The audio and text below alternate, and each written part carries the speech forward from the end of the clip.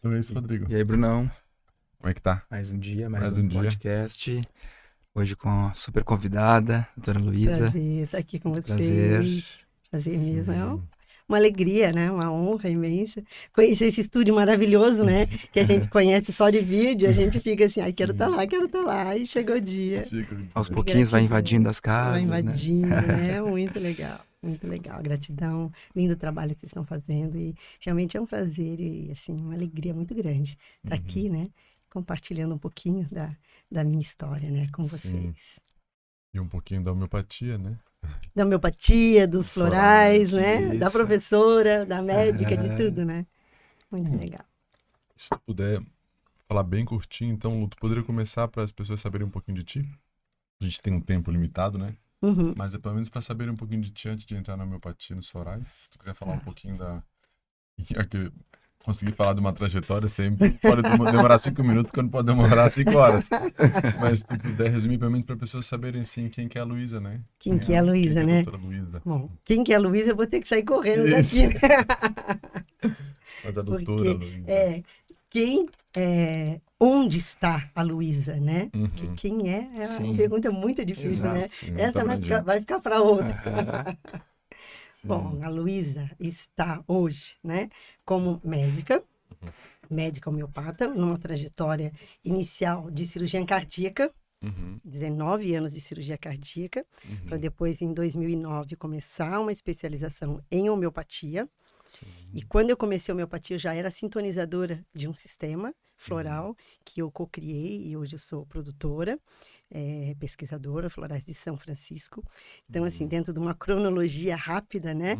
Então, a medicina, cirurgia cardíaca e depois, acho que de uns 15 anos como cirurgiã cardíaca, eu recebi o chamado para ser sintonizadora, para ser co-criadora de um sistema que até então eu não sabia, né, o que seria, mas eu aceitei o chamado e comecei a fazer a sintonização. E aí eu conheci uma pessoa muito especial, que é a Karen Denez, que é homeopata, farmacêutica, e era professora do curso de pós-graduação de homeopatia. E hoje nós somos professoras juntas. Então, ela me falou, bom, eu estava fazendo um curso de florais de Bach com ela, depois de 10 anos já como sintonizadora, eu falei, bom, tá na hora de conhecer o Dr. Bach, né? Porque eu não queria conhecer para não me influenciar. Claro. Eu sabia que ele existia, que ele era o pai dessa terapia, né, inovadora, mas eu não queria conhecer nada para não me influenciar. Eu falei, eu vou traçar o meu caminho que vem de forma intuitiva, né, em conexão aí com os nossos guias, mentores, anjos de guarda, seja qual for o nome, né, que a gente dê, mas conexão com algo que está além, com algo mais sutil, com algo não palpável, né, invisível, não material, mas que eu não entendia bem. Então, eu já tinha feito mestrado em ciências médicas na UFSC, eu tinha toda uma trajetória como médica cientista, porque é o que eu gosto, né? E continuo fazendo isso, né? Só que de uma forma um pouco diferente. E aí a Karen me falou, bom, você está fazendo curso de florais de Bach, por que você não estuda homeopatia? Porque tem muito a ver, né? E eu não sabia nada de homeopatia, né? Assim como nós médicos não sabemos nada, porque é uma formação que você tem, uma pós-graduação, sem estar inserida num curso de graduação. No máximo que se tem de homeopatia na graduação são matérias optativas, assim, 6 meses, que não dá para entender nada, não dá para saber nada de homeopatia. Né? Então, é uma especialidade médica, Sim. reconhecida, só que não está inserida na grade curricular das faculdades. Então, os médicos são totalmente ignorantes com relação ao que é essa ciência médica, né? O que é a homeopatia. E eu também, totalmente. E aí eu falei, não, para quem faz cirurgia cardíaca, né, fazer homeopatia deve ser fácil. Não deve ser muito difícil, né? Dar gotinha, dar glóbulozinhos, deve ser tranquilo, né? Operar um coração é que é difícil, né? E aí eu comecei a estudar homeopatia. Quando eu comecei a estudar homeopatia, no segundo ano, a minha residência, a minha pós-graduação, foram de 3 anos. Hoje são 2 anos. Eu comecei a perceber que a coisa não era tão fácil assim, que a coisa era muito mais complexa do que parecia, tinha toda uma ciência por trás e que exigia muita dedicação, como tudo na vida, né? Tudo que a gente quer fazer bem feito, a gente tem que ser inteiro, e tem que estudar, e tem que se aprofundar, tem que pesquisar, né? Tem que estar ali. E aí foi num momento também que apareceu a maternidade na minha vida, né? Eu tenho 2 filhas do coração, que já vieram para mim com 7 e com 4 anos, são irmãs biológicas. E aí, nesse momento, eu comecei a vivenciar também esse processo de maternidade. E aí, eu me vi num momento que eu tinha que escolher. Ou ficar na cirurgia cardíaca, ou ir para a homeopatia, porque se eu ficasse dividida, eu não ia conseguir fazer bem nenhuma das duas. Muito embora a minha ideia era auxiliar os pacientes dentro do pós e do pré-operatório de cirurgia cardíaca, que eu já fazia, porque tinha o Léo Coutinho, que era um grande homeopata, e ele era, na época, diretor técnico do Hospital de Caridade, e ele atendia os pacientes gratuitamente, meus, que eu fazia pré e pós. Isso já era inovador. Imagina, 15 anos atrás. Então, eu falei, bom, vamos fazer isso. E aí, eu fiquei apaixonadíssima pela homeopatia. E aí, eu decidi encerrar o ciclo com a cirurgia cardíaca depois de 19 anos e ficar com a homeopatia com os florais, que dentro desse tratamento das técnicas de serem terapias sutis, muito embora um seja uma terapia, outro seja uma especialidade médica, mas tem muitos fatores em comum e outros nem tanto, né? Totalmente diferentes.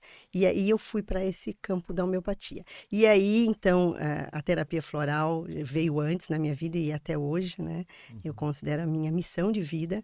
A homeopatia, ela vem para agregar.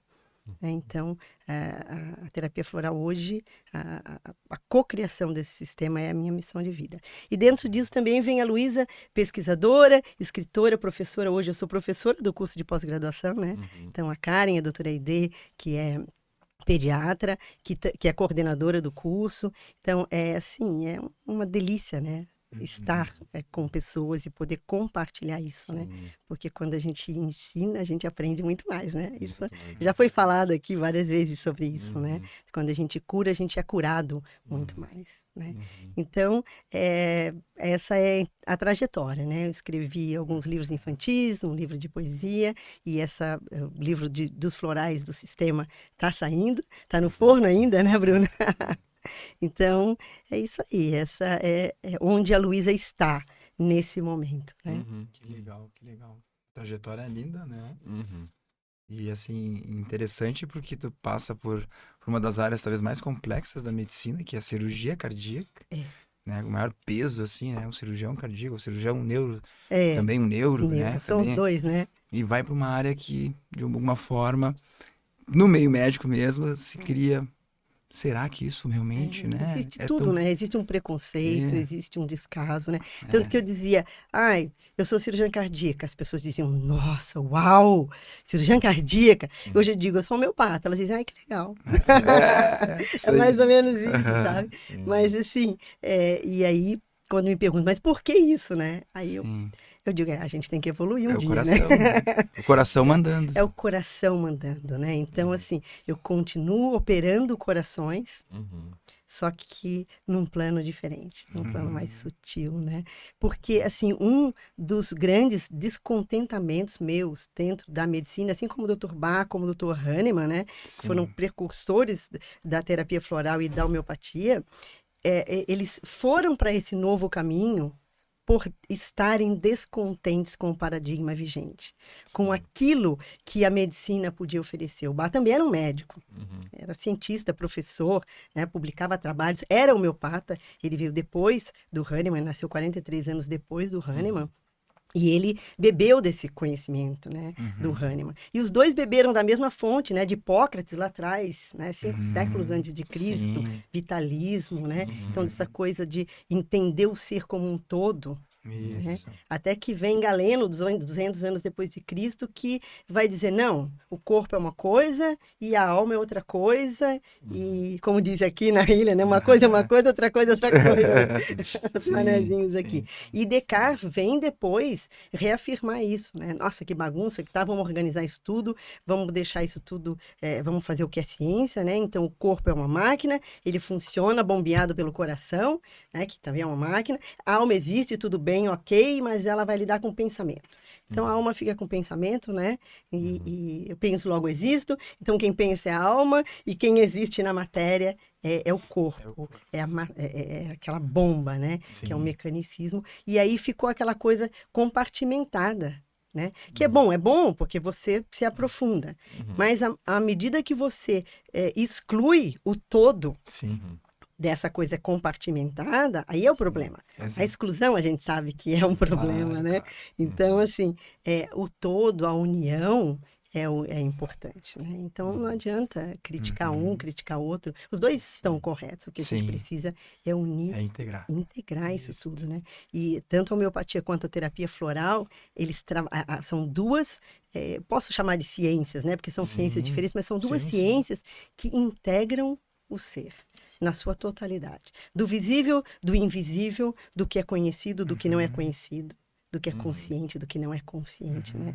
Porque a terapia floral hoje a gente chama de terapia dos campos de consciência. Já evoluiu, né? Porque o próprio Dr. Bach mostra que terapia florais, né? Não é só de flores. Né? Ele deixou 38 florais, um deles, 38 essências, né? Um é o Rock Water, que é feito de água de fonte, e o outro é o Chestnut Bud, que é de broto de folha de uma castanheira. Então, era ele dizendo para a geração futura, olha, abram os olhos, né? Abrolhos. Abram os olhos, fiquem espertos aí, porque assim, ele não chamou terapia floral, ele não falou florais, ele falou remedies. Né? Ele chamou de remédios, porque ele considerava remédios. Então, hoje a gente, dentro da Abracampo, que é a Associação Brasileira dos Pesquisadores de Essências de Campos de Consciência, que atualmente eu sou guardiã do cargo da presidência. Então, a gente tem a maioria dos sistemas brasileiros filiados, associados, né?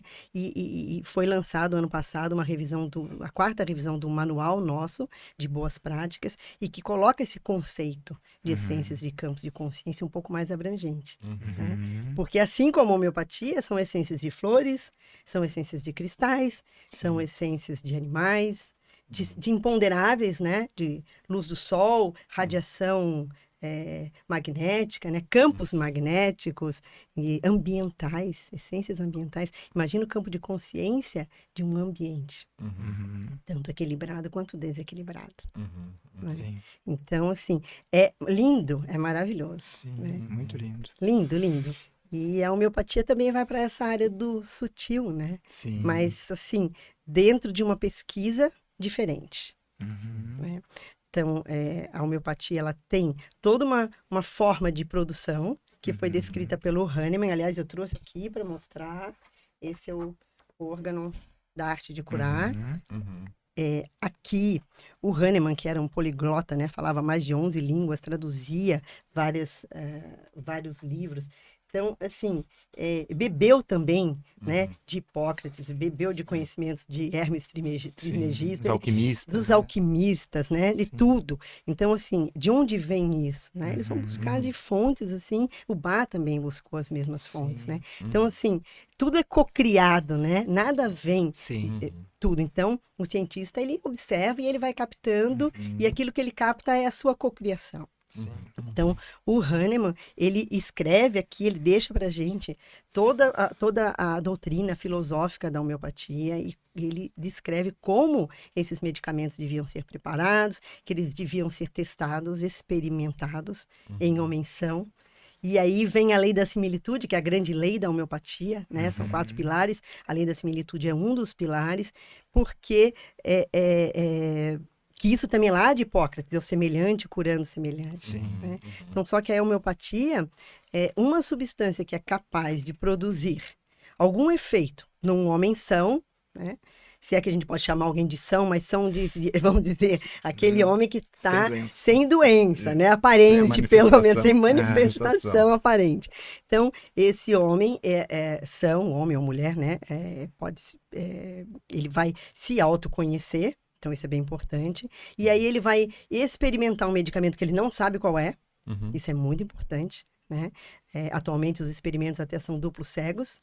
E tem um coordenador de estudo que é quem sabe. Mas quem administra, quem toma também não sabe o que está tomando.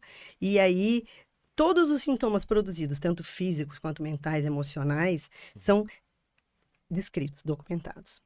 E aí daí nasce a matéria médica homeopática pura. Então, o Hahnemann experimentou centenas de medicamentos. Ele, inclusive alguns tóxicos, né? Porque não sabia. E aí, ele foi desenvolvendo a outra lei. Então, a experimentação, a outra, ele vai diluindo esses medicamentos para diminuir a toxicidade, principalmente física, né? Experimentou mercúrios, por exemplo, coisas muito tóxicas, né? E dinamizando, que é diluição e sucção, agitação, no processo de preparo. Então, isso também é uma das leis. O floral não tem isso. Né, as essências de campo de consciência. E aí um medicamento único, um medicamento de cada vez para que toda a totalidade sintomática seja observada. Né? E aí essa experimentação, isso é descrito e isso forma a matéria médica, como compêndio.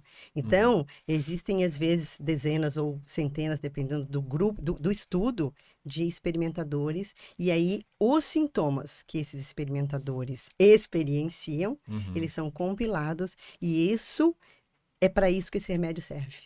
Claro. Então, eu experienciei uma dor de cabeça pulsátil, temporal, direita, atrás do olho, tem que ser super bem modalizada. Atrás do olho, que começou às 11h15 da manhã e acabou ao 12h45. Então, tudo isso é compilado, com uma sensação de insegurança. Aí vem as sensações que não tem nada a ver com sintomas, né? Sensação de perder a estabilidade, sensação de que eu ia perder a minha visão e daí eu ia arruinar na vida. Então, são sensações que muitas vezes não estão direcionadas com o sintoma físico. Sim. Eu tive tais sonhos, eu tive tais ilusões, eu tive tais medos, e aí isso é a matéria médica homeopática. Então, aquele medicamento que em vários experimentadores trouxe uma gama de sintomas, esses sintomas são utilizados quando a gente quer curar alguém que tenha os mesmos sintomas. Então, essa é a lei da similitude. Que é muito lindo e muito louco. Quanto mais você estuda, mais você vê. E esses experimentos, eles são replicados, porque essa é uma lei da ciência. Ela precisa ser replicável. Né? Quando eles são replicáveis, eles causam os mesmos sintomas. Então, 100 anos depois, você vai experimentar o mesmo medicamento que o Hahnemann experimentou, os sintomas que ele descreveu aparecem, e muitas vezes aparecem novos sintomas, porque são novas pessoas, sensibilidade diferente, suscetibilidade diferente. Então, isso é muito lindo e muito louco, né? Os sintomas seria, então, um guia para entender em que nível de consciência ele está movimentando, é isso? Isso. Ou, tipo, se eu piorei do meu medo, isso pode ser bom para o medo. Ou... se você estiver tomando o medicamento. Sim, tomando o medicamento. Você vai me procurar. No experimento. Eu tenho medo. Né? Sim. Essa é a sua queixa. Então, obviamente que eu vou te dar um medicamento que tem uma similitude com esse seu medo. Mas não é só isso. Claro. É uma consulta de 2 a 4 horas que vai estudar você. Quem é a pessoa que tem medo, né? Quem é a pessoa? Porque não é o medo. Sim. Porque nós podemos ter medo, por exemplo, sei lá, de escuro, de altura, de água, seja lá o que for. Mas o que esse medo de escuro representa para você é diferente para mim, diferente do Bruno. Claro. Aonde esse medo te leva... E o que ele provoca em você, onde ele te incapacita, é totalmente diferente. Então, não é só esse medo. Né? É o ser que tem medo que está por trás. Certo. Né? Então, isso também é muito interessante. Muito nas duas, na homeopatia e na terapia com as essências de campos de consciência também. Não é a doença, né? Que já é a diferenciação também da escola hipocrática e da escola de Galeno. Né? Então, Galeno já diz, nós vamos tratar a doença. Nós vamos compartimentar. Hipócrates diz, não. É o ser, na sua integralidade, nós vamos tratar o ser que está doente. E não a doença. Né? Então, esse é o vitalismo.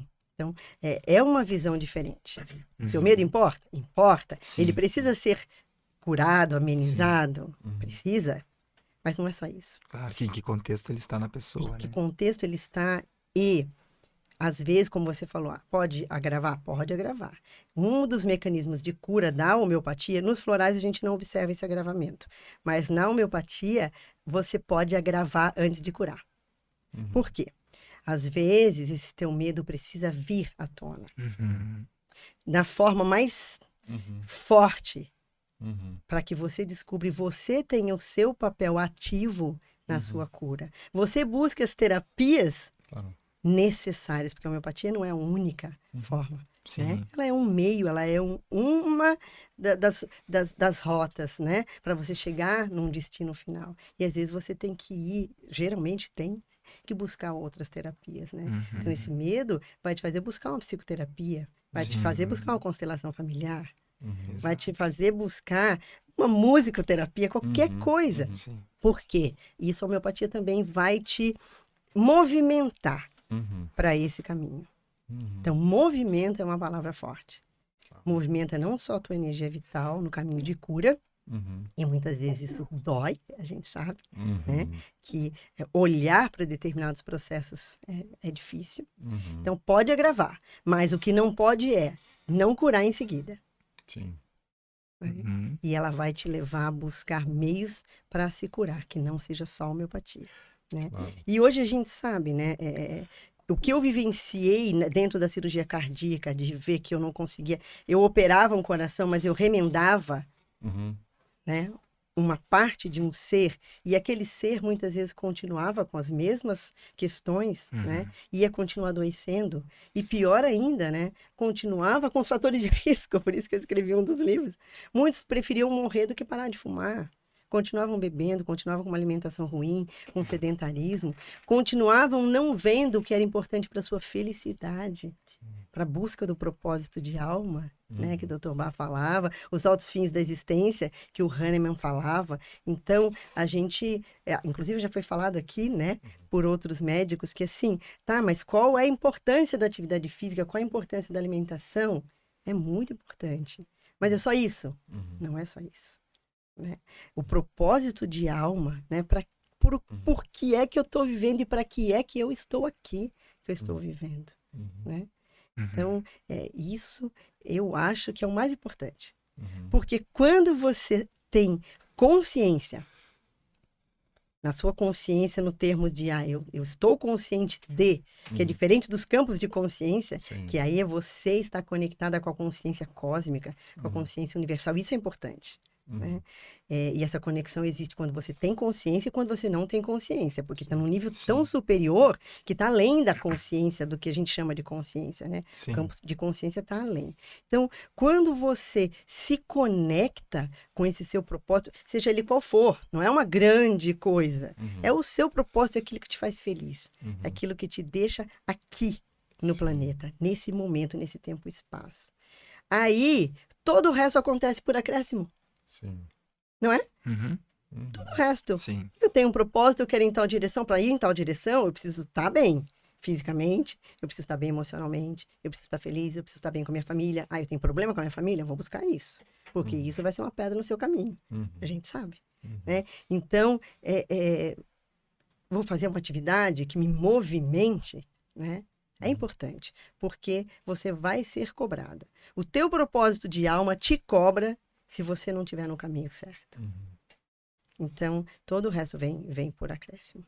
Quando você tem essa visão, né? Essa consciência. E aí, todas as terapias ajudam nessa busca do propósito. E uma terapia vai sendo complementar à outra. Vai integrando a outra. Né? Isso é muito importante para todos os terapeutas, para todos os médicos, todas as especialidades. Saber que assim como nós não estamos sozinhos no universo, nós também somos seres integrados dentro da nossa existência, dessa complexidade de corpo-alma, ou seja lá o nome que a gente quiser dar, né? Quem não quer acreditar em alma, corpo-energia, né? Seja lá o que for. E que a gente, dentro dessa complexidade, a gente precisa de terapias e de uma complexidade também de tratamentos. Não é um único tratamento. Né? Aí a gente sai do nosso pedestal, de achar que a gente é dono da verdade, que a gente sabe tudo, que a gente pode tudo, né? Para poder conhecer, se abrir para novos conhecimentos, para aprender, né? Principalmente quando a gente ensina, né? Essa troca, a gente aprende mais do que ensina, né? Aprender com os nossos pacientes, com os nossos clientes, né? Porque você está curando, você não está curando, né? Ali é uma troca onde os dois se curam. Não existe ninguém curando ninguém. Existe uma troca onde as personalidades se curam, né? Se a gente entender que a alma ela não precisa de cura, Uhum. né? Ela tem o espaço dela ali de uma perfeição, né? Existem vários conceitos de alma, várias formas de se ver isso, não é esse o objetivo discutir. Mas uma das formas de se ver é que a alma, ela está ali pura. E ela seria o nosso espelho para que a gente pudesse olhar, não, o meu caminho ali é luz, é a minha alma, é o meu ser. Né? Por isso que eu falei já no começo, né? Falar quem é a Luísa, né? A Luísa é a alma da Luísa, é o ser Luísa, nem Luísa, né? É o ser que está aqui, um ser eterno, um ser de luz, né? Então, que todos nós somos, todos nós. Então, isso é o que nós somos. E isso ajuda muito quando a gente está num momento difícil. Sim. Né? Um dia a minha professora de yoga me falou isso. Estava conversando com ela isso há uns 15 anos atrás. Estava triste por algum momento e ela me fez fechar os olhos e ela me falou, pensa que você não é isso. Você é um ser de luz. Você é pura, você é perfeição. Isso não é. Na hora, eu falei, nossa, que legal, que lindo. Mas demorou tanto tempo para eu entender isso, né? Uma coisa que é tão simples. E hoje, dentro da homeopatia, um dos métodos, né, que é trazido pelo Dr. Sankara da Índia, que é um método que eu utilizo, né, o método da sensação. Isso que eu ia te perguntar, Lu, porque tem algumas formas, né, de intervir no processo terapêutico, vamos botar assim, né? Deixa eu só pegar uma cura que a gente já vai entrar aí, porque eu não queria, eu fiquei com uma dúvida. Não fugir. Não fugir, não, é ótimo. Só porque eu fiquei, aquilo sobre a crise ali, eu queria entender um pouquinho mais, porque, assim como no processo terapêutico, né? A gente sabe que às vezes a pessoa vai e ela vai como se fosse assim no movimento mais, ela já tá num pico e ela vai no movimento de descendente, assim, né, de se organizando, vivendo os processos, e outras precisam chegar numa crise, né? Tá. São movimentos diferentes. No próprio processo terapêutico, ela vai para uma situação, mas por conta da terapia, ela entra numa crise, de fato. E aí, depois dessa crise, que ela vai fazer o movimento depois de descendência, vamos supor assim, ela vai ascendendo e chega no cume da crise. Então, as pessoas chegam em momentos diferentes, daí eu fiquei tentando ver como que funciona isso melhor na homeopatia. E eu acho que isso é o mais difícil, tanto do médico, homeopata, quanto do terapeuta, de conduzir isso. Tá. Conduzir como o teu cliente, como o teu paciente vai traçar a trajetória dele de cura. Porque as trajetórias são individuais. Sim. Né? Então, alguns têm uma cura que vai ascendente. Dependendo do momento que você está, do teu nível de espiritualidade, do teu nível de expansão de consciência, você já vai crescendo. E assim, só coisa boa, né? É difícil acontecer, né? Sim. Mas pode, você já está no caminho, né? Mas às vezes o que acontece é que o tratamento, ele te leva para o fundo do poço. Sim. E muitas vezes, se você não explica isso para o teu cliente, para o teu paciente, ele abandona o tratamento ali. Porque é punk, é terrível, né? Então, assim, você precisa explicar. Óbvio que você vai ver como você vai explicar, porque você também não pode explicar e afugentar. Aí você afugenta o paciente, ele te abandona porque ficou com medo. Sim. Mas existe a questão, porque é a autoconsciência. Sim. É a tomada de consciência, é o vir à tona coisas que estavam encobertas. Quando você chega com uma queixa, é a ponta do iceberg. Sim. O pior está escondido. Sim. E aí, o processo de cura, ele vai trazer isso tudo à tona. Né? E muitas vezes é o Titanic mesmo que vai chegar ali, vai quebrar e você vai ser obrigado a se jogar num mar gelado. E aí você vai aprender a nadar, e você vai aprender a ter resignação, a ter fé, a ter esperança e a confiar de que o socorro vai chegar. Então, assim, o processo é tão mágico, tão forte e difícil também, né? Óbvio que não quero assustar ninguém, não é todo mundo que vai ser um náufrago do Titanic, mas pode acontecer da pessoa ter essa sensação, pode acontecer. Né? Então, o processo de cura, ele pode vir para isso. E aí, o médico ou o terapeuta tem que estar junto. Não é botar no colo, porque a gente sabe que não é isso, né? Mas eu vou te acompanhar, eu estou aqui por você. Mas, além de mim, você também vai ter que encontrar você, estar por você, e outros que podem também estar por você, porque às vezes você está se isolando. Então, aí, você a pessoa vai se integrar com a família, ela vai se integrar com a sociedade, que às vezes ela está ali, né? Ela vai trabalhar a humildade, ela vai trabalhar o dar e o receber, porque às vezes é tão fácil dar, mas é tão difícil receber, ou vice-versa. Sim. Né? O equilíbrio, né? Essa é uma das leis, né? Da constelação, o equilíbrio entre o dar e o receber, isso é muito importante. Sim. Né? É uma lei hermética também, né? Sim. Então isso é... E parece tão simples, mas não é. Mas no processo é um desafio, né? Então, são tantas questões que a gente trabalha, e às vezes é isso mesmo. Algumas pessoas, elas vão... Só que o ir para o fundo do poço é bom. Sim. E aí a gente tem que ter essa visão. Então, tudo é como você enxerga as coisas, né? A gente sabe que a tristeza ou a felicidade não depende do que a gente vivencia, porque todos nós vivenciamos as mesmas coisas. Sim. Em níveis e intensidades diferentes, ok. Momentos diferentes, ok. Só que o ser humano, ele vivencia as mesmas coisas. Porque alguns conseguem ser felizes e outros não. Né? Então, é o olhar. É como você vê aquilo e a maneira com que você está vendo vai te direcionar a ter um movimento, a ter uma atitude, a ter uma ação e não uma reação. Nós somos seres reativos. A nossa tendência é reagir. Até por um mecanismo de sobrevivência. Os animais são assim. Mas nós somos seres humanos que evoluímos. Então, uma das coisas que nos diferencia é nós podemos agir ao invés de reagir, o que também não é fácil. Sim. Né? Porque é a lei da ação e da reação é uma outra lei hermética. Então, é uma lei, é a lei do karma, é uma lei que, assim, com nomes diferentes, elas aparecem. Sim. E aí a meditação é muito bom para isso, para te ajudar a te aquietar, a respirar fundo, te centrar e dizer, ok, isso me veio. Eu vou reagir na mesma intensidade ou eu vou agir? O que eu vou fazer com isso? Né? É diferente do bumerangue que você joga, né? Ele vem e volta. É um bumerangue que você segura e fala, tá, para onde eu vou jogar? Eu tenho controle da situação. Sim. Né? Então, isso eu acho que o processo terapêutico também, ele passa por isso. Né? Vai para o fundo do poço? Vai. Ok, olha para isso. Respira. Não precisa reagir. Como você vai agir? O que isso significa? Qual é o olhar que você vai dar para isso? Gratidão. Aí vem a palavra, né? Eu acho que gratidão fecha, para mim, é a chave da felicidade. Para mim, tá? É o que eu aprendi. Sim. Porque se você olha as coisas que acontecem com você, com os outros, com o planeta, com gratidão, você entende que está ali porque é o momento. Tá tudo certo. Né?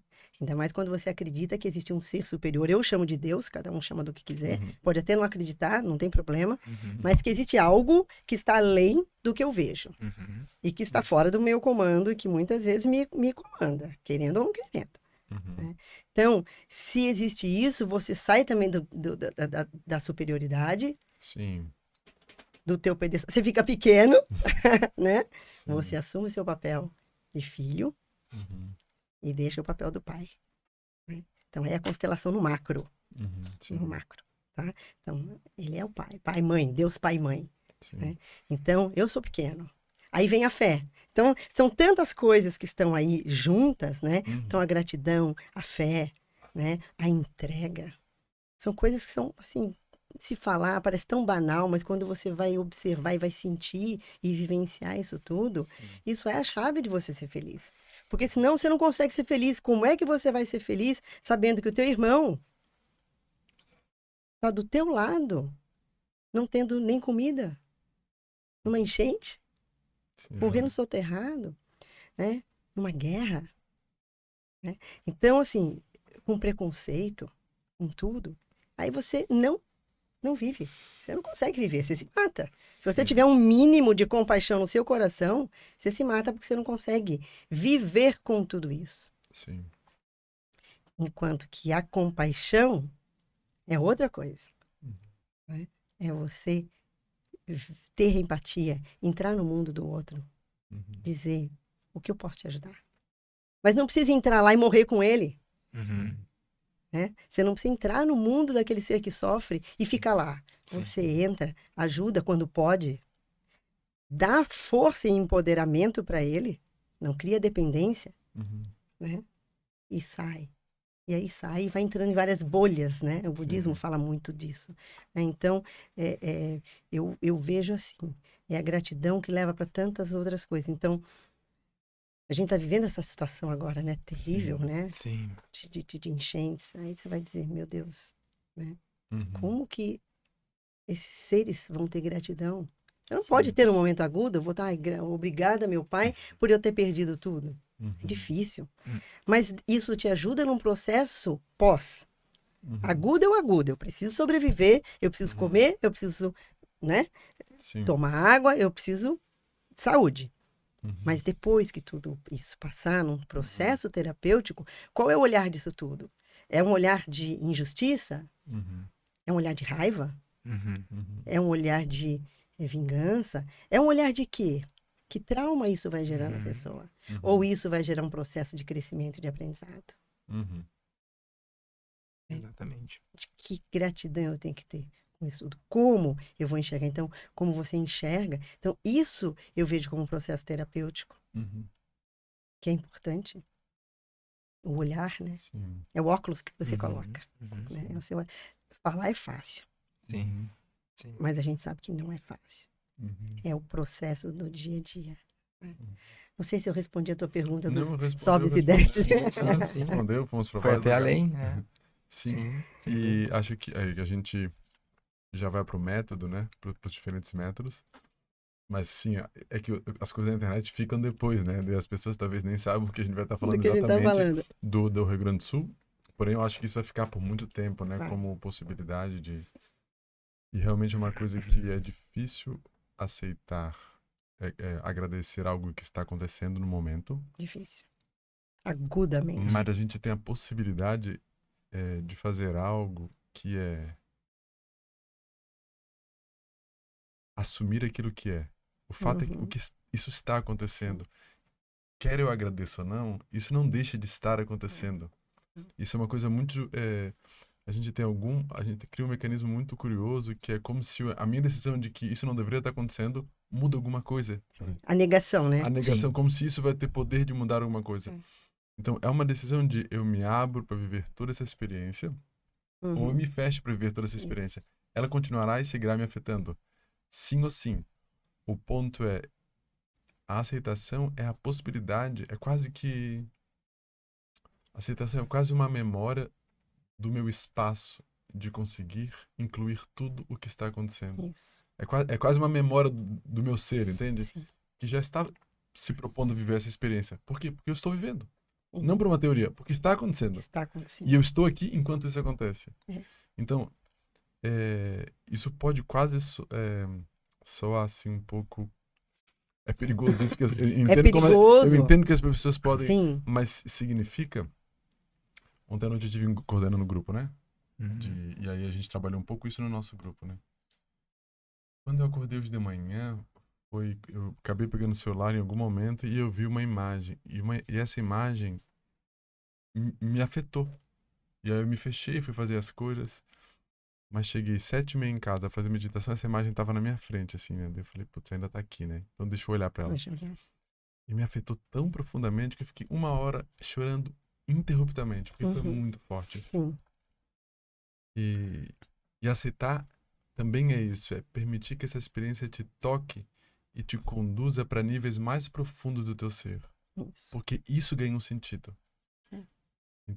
Então não é um agradecer para as pessoas ficarem ter clareza de que tá tudo bem, de que tá tudo certo no sentido agradecer de a oportunidade legal. de enxergar o que está acontecendo e de crescer com isso. Esse é o agradecer. Isso. Não é o tá tudo legal, porque o tá tudo legal é negação. Isso, é negação. Sim. É negação, é uma das fases da negação. Achar que tá tudo legal. Que tá tudo certo. Né? Não é isso, é a gratidão. Por isso que eu digo, é fácil falar, mas é difícil você introjetar o que realmente é isso. Né? Eu acho que assim, a gente aprende a agradecer realmente quando a gente consegue olhar para uma dor funda, aquela dor que você fala, meu Deus, eu acho que eu fui no máximo que eu podia ir. Porque a gente sempre acha que pode ir no máximo, mas sempre tem um máximo, né? O fundo não chegou ainda. Nunca chegou, assim como o teto também não chegou, né? Sim, tem os dois lados. Exatamente. Mas assim, quando você chega num momento de dor, que você fala, nossa, eu acho que essa dor para mim é o meu máximo. E aí você consegue olhar para ela. O que isso tá me mostrando? O que eu preciso aprender? E outra, depende, óbvio, do seu sistema de crenças. Que eu tô queimando com isso. Né? Então, quem fala de karma, quem fala de lei da ação e reação, né? Tá, então, essa é algo que me vem como uma reação de algo que aconteceu em algum momento. E aí você pode até ir para a física quântica e dizer, vai acontecer. Pode. É atemporal. Né?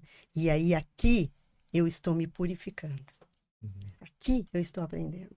Então eu estou queimando alguma coisa que pode acontecer no futuro, porque esse meu aprendizado me impede de passar por uma determinada coisa no futuro. Ou até limpar dores de ancestrais. Que às vezes eu venho aceitando isso. A gente fala, mas por que comigo? Porque tu escolheu. É claro que não vamos dizer isso, mas mais ou menos por aí. Né? E limpando gerações futuras também. Né? Tanto no micro quanto no macro. A gente pode falar de família e pode falar de humanidade. Então, assim, é muito difícil, né? As pessoas vão dizer, o que você falou é perigoso, porque vão dizer, é fácil para vocês falarem, porque vocês não estão vivendo no agudo. O agudo é o agudo, eu tenho que sobreviver. Isso, então. E talvez seja isso. O agudo precisa sobreviver. E quem não está no agudo, de alguma maneira, contribui também. Quase que assim, tem pessoas que não terão espaço sequer para chorar. Isso. Então tu chora, entende? Isso. É o que você fez. Entende? Então tu grita. Porque existem muitas camadas de ajuda desse campo disponível mesmo. Sim. E acho que a nossa falsa sensação de separação, o que é diferente da homeopatia, dos florais, enfim, traz como possibilidade de perspectiva que existem muitos níveis de ajudar. Nossa. E a questão é qual tu estará disponível. Porque tem um trabalho silencioso que nos convida como ser a ser feito, né? Isso. E acho que de alguma maneira a homeopatia também convida. Isso quando ela traz para fora aquilo que a gente estava dizendo de crise, né? É quase como se o nosso ser ele precisa se espreguiçar, ele já não cabe mais naquele lugar ali tão pequeno. Assim como o rio não estava cabendo onde ele estava mais, né? Sim. Campos mórficos, né? O Sheldrick trouxe para a gente aí morfogenéticos, né? Que a homeopatia também trabalha, que os florais trabalham constelação familiar, né? É campo mesmo, né? Sim. Então, é atemporal, sem espaço, não tem espaço-tempo. Então, aquilo que o teu choro foi o choro de muitos que você estava em solidariedade com os que conseguiam chorar e com os que não conseguiam chorar, e como você falou, eu chorei por eles. Então, são as águas do teu corpo movimentando e se conectando com as águas do planeta. Claro. Porque não é à toa que nós temos 70% de água no nosso corpo, 70% de água no planeta, né? E no ar também. A água, ela está permeando tudo. É o ser mais fantástico e é da consciência mais fantástica que existe no planeta. Sim. E ela conecta tudo. Conecta tudo, né? Nós temos, eu tenho um canal no YouTube e no Instagram que chama Diálogos com a Terapia Floral. Que a ideia é mais ou menos isso que vocês estão fazendo, que a gente está fazendo aqui, mas dialogar com a terapia floral. Então, eu também faço entrevistas com pesquisadores, com criadores de sistemas, com terapeutas, com pessoas que são usuários da terapia floral, para sentir o que é a terapia de campo de consciência para elas. E surgiu um movimento agora, que é o Movimento pelo Planeta. Um movimento que vem liderado pela SP Flor, que é a Associação Paulista dos Terapeutas Florais, e que congrega terapeutas e co-criadores do Brasil todo. E aí ela chamou terapeutas e pessoas que estão conectadas com alguma maneira de se comunicar para gerar movimentos que possam ajudar o planeta. E esse canal Diálogos com a Terapia Floral gerou essa possibilidade de equilíbrio das águas. Então, a gente está fazendo isso. Então, está indo jogar essências de campos de consciência em rios poluídos, em nascentes, para que essas essências, elas cheguem. E elas vão chegar em tudo. Então, assim, o movimento pelo equilíbrio das águas, né? Então, nós estamos vendo que dentro de todo esse efeito que está acontecendo, né? Desse aquecimento global, as águas, obviamente, se você tem 70% de água no planeta inteiro, 70% do que é afetado vai estar dentro do espaço das águas. E essa água nossa. Sim. Então, através do nosso choro, que é a água externalizada, assim como através do nosso sangue, um coração que dá uma taquicardia e dá um ritmo mais acelerado, dá um movimento, dá uma vibração, tudo isso ela é hermética também, dá uma vibração. Isso você se conecta com todos esses seres e gera um campo mórfico de aprendizado. Isso. Também. Então, vai muito além daquilo que a gente pensa, daquilo que a gente consegue conectar, né? Então, nós estamos sendo chamados, nesse momento, a trabalhar com o planeta. Não só com a gente. Então, quando a gente fala de terapia, de autocura, a gente é num micro, mas a gente não pode esquecer que a gente tem que se curar para ajudar o planeta. Que nós estamos adoecendo o planeta. É óbvio que o planeta, por si só, ele se recompõe. Ele tem mecanismos autorregulatórios, né? Que é a via medicatrix curento, né? Que se falava lá no passado também de Hipócrates. O nosso organismo tem a condição de se autocurar. E o planeta também tem. Só que nós vamos sofrer consequências. Então, para que a gente não sofra mais do que a gente já está sofrendo, a gente precisa olhar para fora. E a gente precisa fazer alguma coisa. E é para ontem, não é nem para hoje, é para ontem. Né? A gente precisa cuidar dos lixos, a gente precisa cuidar da poluição dos rios, a gente precisa cuidar do uso excessivo de coisas que a gente não recicla, que não são recicláveis mesmo, né? Do uso consciente de tudo que a gente consome. Sim. Do como a gente descarta o nosso lixo, que tipo de lixo que a gente gera. Não só no físico, quanto no mental, né? Sim. A gente gera tanto lixo mental, coisas que a gente fala, coisas que a gente assiste, músicas que a gente ouve. Tudo isso é maravilhoso, pode ser maravilhoso e pode trazer uma energia maravilhosa de cura, mas também pode trazer uma energia de destruição. E nós, seres humanos, só ligados naquilo que eu gosto, não gosto, quero, não quero, desejo, não desejo, é nós, é só a gente, é só um egoísmo. E isso vai nos levar para um caminho de muita dor e sofrimento. E a gente precisa se curar disso, para que a gente possa expandir e trabalhar o nosso planeta. Porque, senão, aí aquele fundo do poço que a gente falou, o cair, aí a gente vai saber o que é realmente cair. Aí a gente vai saber o que é realmente cair. Porque a gente vai precisar vivenciar catástrofes que a gente já está vivenciando. Não é vivenciar, já estamos vivenciando. E cada vez mais, porque a Terra vai se autocurar. Com a nossa ajuda ou não. Né? Se a gente ajudar, a gente está se autocurando. Porque ela vai acontecer de qualquer forma. Mas a gente está se prevenindo de uma dor maior. De consequências que ela vai trazer para a gente. Então, eu vejo que nesse processo terapêutico é muito importante a gente falar também da cura planetária. Sim. A gente precisa disso. A gente se autocura para curar, ajudar, né? A curar o nosso ambiente familiar, ambiente de trabalho, nossa cidade, nosso país, nosso planeta. Se a gente não tiver essa consciência de unicidade, de novo a gente volta para a homeopatia, de novo a gente volta para a terapia floral, de unicidade, de ver como um todo, não sou eu, não são vocês, somos nós. E o nós é é a unicidade. E não adianta, a gente se move como um ser único. Então, eu acho que isso é extremamente importante, que a gente... Como terapeutas, a gente tem essa consciência e a gente participe dessa conscientização também. Né? O que você vai fazer com o seu processo de cura? Vai ser feliz? Vai ser feliz.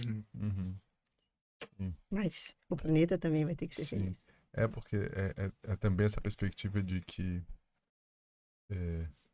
o meu melhor está em relação a todo o resto, né?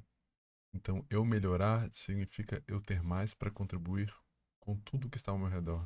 Sim. Porque há uma fantasia também no processo terapêutico, às vezes, de a pessoa ir rapidamente melhorar para ficar bem no sentido de feliz e não se dar conta que o bem dela real está a serviço do bem maior. Isso.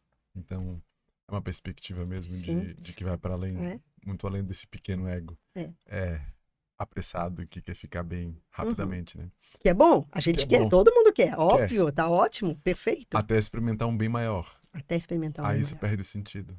Isso. Aí entra naquilo que a gente falou do experienciar a felicidade plena, da entrega, do propósito, né? Do propósito e da fé. Porque não é mais você estar bem, porque você vai estar bem sempre, porque a tua felicidade, ela vai além do desejo, não desejo, não é? Ela vai além disso, do quero e eu descarto. Está além de tudo isso. A minha felicidade é olhar para o todo, fazer parte do todo e estar a serviço. Aí você vai estar feliz. E aí pode acontecer qualquer coisa com você, porque você está feliz. E o contrário, eu estou bem, eu estou tranquilo, eu estou feliz, mas você olha para o lado, nada está tranquilo, nada está feliz. Como é que você vai conseguir ser? Então é uma coisa ilusória, mas ao mesmo tempo real, dependendo do óculos que você coloca, né? Então, se falar felicidade é ilusório, pode ser. Felicidade é real, pode ser. Sim. Depende de como você encara isso. É possível ser feliz? Não. Sim. Você responde o que você quiser. Depende em que nível você está sintonizado. Né? Então, assim, o processo terapêutico é lindo quando você encara ele dentro de uma unicidade. Sim. E dos métodos que tem que a gente ia falar aquela hora, Lu, são muitos métodos diferentes de homeopatia, de intervenção, e na verdade não só de intervenção, mas de avaliação, de certa forma. De abordagem. De abordagem, né? Isso. Tá. Então, é assim, existe a homeopatia clássica, que ela é trazida pelo nosso grande mestre, que é o Hahnemann, que é a homeopatia unicista, que é essa forma, um medicamento único, individualizado e prescrito dentro de uma totalidade de sintomas. Então, você vai ver o ser como um todo, né? Então, essa homeopatia unicista que a gente chama. E tem uma outra vertente, que também é boa, né? Mas é um uso diferente, que é uma homeopatia organicista, que ela vai tratar agudamente até o órgão que sofre. Tá? Então ela é galênica, vamos dizer. Vão me matar quando eu disser isso, mas é só uma forma de entender, né? Sim. Então, assim, de uma certa forma, ela vai fragmentar. Eu tô com uma dor de garganta. Isso é importante, né? Eu posso curar uma dor de garganta com homeopatia e não agredir o meu corpo com antibiótico?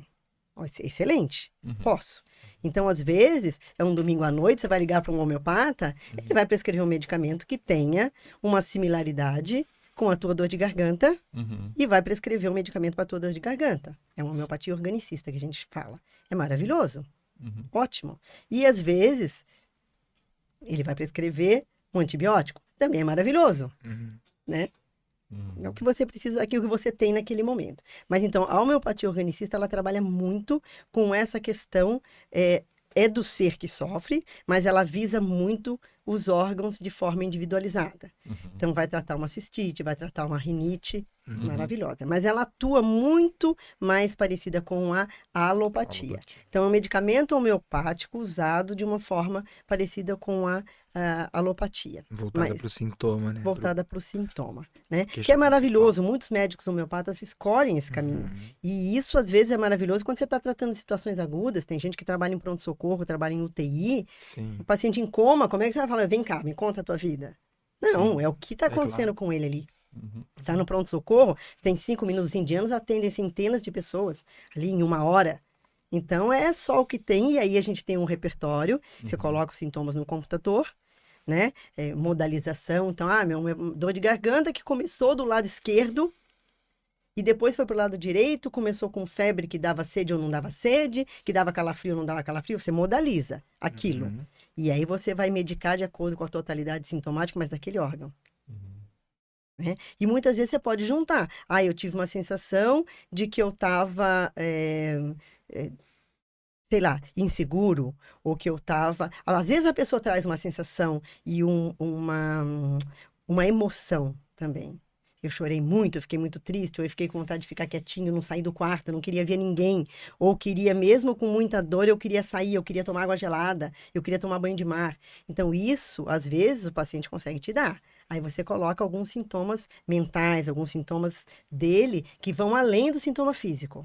E você pode fazer uma homeopatia organicista também, associando sintomas mentais. Aí você vai chegar mais perto ainda do medicamento. Né? Então, essa é uma abordagem.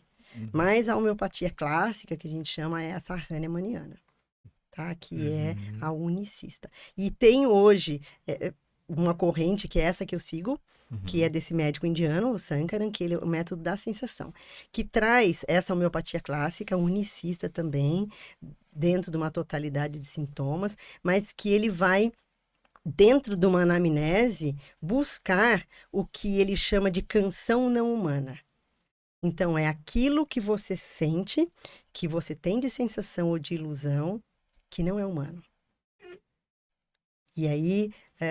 o que quer dizer com isso? Por exemplo, você teve um infarto, né? Vou falar da minha área. Então, eu tive uma dor precordial do lado esquerdo, em aperto que irradiou para o pescoço, para o lado esquerdo. Isso é patognomônico, isso é clássico dos sintomas. Qualquer médico vai saber que é isso. Tá, isso não te individualiza. Isso é. Mas eu tive uma sensação que meu coração estava apertando, como se eu tivesse uma mão de ferro segurando. Ou como se eu tivesse uma coroa de espinhos ao redor dele. Isso não faz sentido. Isso não é humano. Né? Então, assim, eu tive uma sensação, por exemplo, que eu ia desintegrar. Que o meu coração ia desintegrar. Isso não é humano. Porque o ser humano não acontece isso com o ser humano. Né? Então, assim, vai além. Então, é uma outra canção que fala do teu medicamento. Perfeito. Que fala Bonito, do medicamento. Né? É lindo isso, né? Meio poético. Poético e muito profundo. E dentro da experimentação, o experimentador, ele descreve exatamente isso. É um medicamento, né, que é muito usado no coração, que é um cactus, que ele tem essa sensação realmente. Né? Como se fosse uma mão de ferro apertando o coração, como se tivesse apertado por uma coroa de espinhos. E aí o experimentador, ele não teve infarto, ele não teve nada, mas ele vai descrever: eu tive uma dor no peito, uma sensação que meu peito estava sendo apertado, né? Ou estava com peso. Então, existem sensações assim que uma dor no membro inferior esquerdo, como se tivesse uma bola de chumbo presa, agarrada. Ou como se tivesse um prego enfiado na minha cabeça, exatamente onde dói. Como se estivesse martelando a minha cabeça. Como se tivesse um cinturão apertando. Então, isso a gente ouve, mesmo dentro da alopatia, a gente ouve isso. E isso é sintoma forte de homeopatia que ajuda. E aí, dentro desse método, você entra nessa canção não humana. Tá, qual é a sensação? Mas me descreve a tua experiência. Esquece o teu infarto, esquece tudo. E qual é a experiência de ter uma mão de ferro apertando o teu coração? Aí a pessoa vai para níveis mais profundos. Mais profundos, sim. Que na experiência somática é a senso-percepção, né? Que tu vai entrando. Isso. E vai vindo a sensação com as imagens, com os significados, vai vindo tudo em um local muito mais profundo. E muitas vezes as coisas não se conectam, as coisas não têm sentido nenhum, mas você tem que ir deixando, porque para quem está ali avaliando, aquilo tudo tem sentido. E tudo se conecta. Na hora que você faz um estudo do medicamento homeopático, tudo se conecta. Né? Então, é muito interessante. E aí, uma evolução desse método da sensação é o método WISE que ele está trazendo.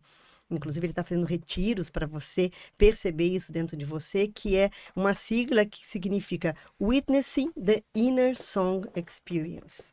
Seria testemunhar a experiência da canção interna. E aí ele te leva para uma dor, te leva não, né? Te leva a perceber, a fazer aflorar essa dor.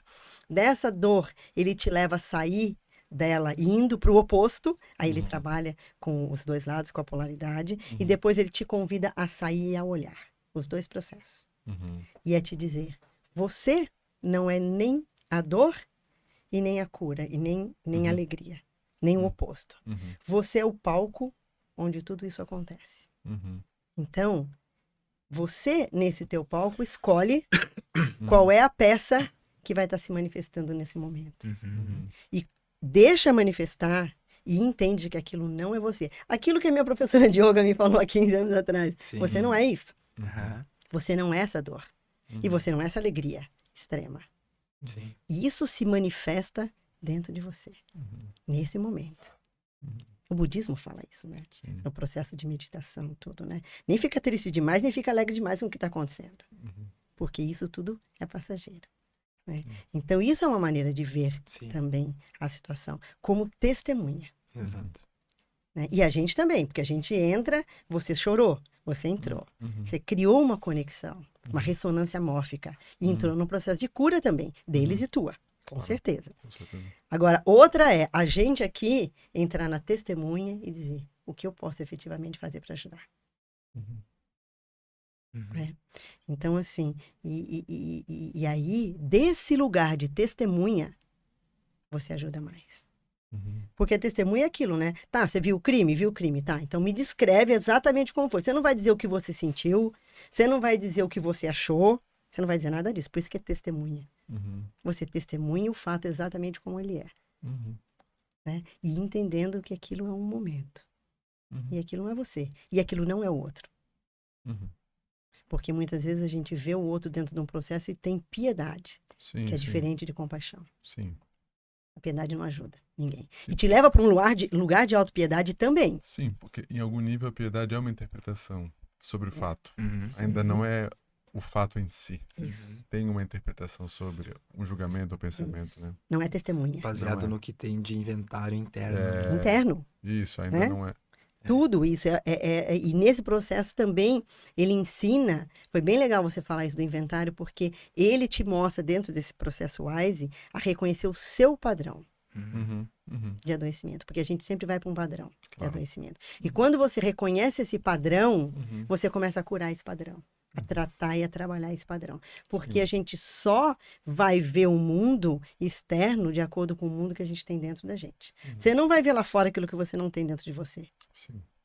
Você não vai ver. Porque você não vai reconhecer o que você não conhece. Não tem como. Senão não seria reconhecimento, né? Não tem como. Você vai passar batido e você vai estar cego para aquilo. Vai estar cego. Então, é muito disso, né? E dentro desse processo WISE, ele mostra figuras pra gente. Fotos. E dizer o que você vê nessa foto. E daí ele começa a trabalhar, né? Então, o que essa pessoa... Imagem. É o espelho. O que você fala dessa? Você não vai... Esquece você. Esquece a tua dor, esquece tudo que é teu. E fala sobre o que você vê. O que eu vejo nesse copo d'água. A história, né? Meio vazio, meio cheio. E daí você começa um processo de 2 horas de terapia só com isso aqui, ó, meio vazio, meio cheio. Sim. Então, é isso aí mesmo, é o que eu vejo, né? Então, aí aqui, né, o cura-te a ti mesmo do bar, isso é lá de trás, né? Antes de Jesus. Conhece-te, reconhece-te e cura-te. Né? Então, conhece-te a ti mesmo e depois cura-te a ti mesmo. E aí depois você pega e abre isso. Porque o micro está no macro. Quando você conhece, encontra um caminho de cura tua, quantas pessoas você não vai poder ajudar? Isso também é lindo nesse processo de cura.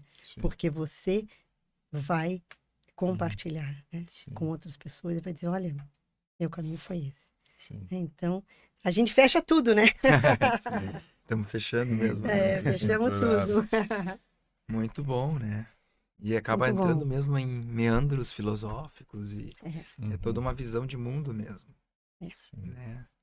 O integrar parte desse processo de tu vivenciar de forma plena, né, a vida. Então é muito filosófico mesmo, né? É muito filosófico. Eu acho que a filosofia é a base de tudo, né? A filosofia é maravilhosa. É a base de tudo mesmo. É isso, muito bom. É isso, nossa, que maravilhoso. Nossa, gratidão imensa, né? Estar aqui com vocês, nessa troca, né? Linda. E aí a gente se encontra, né? São encontros de alma, né? Sim. De saber que nós estamos buscando a mesma coisa, né? Buscando a cura, né? A autocura e cura planetária. E é isso aí.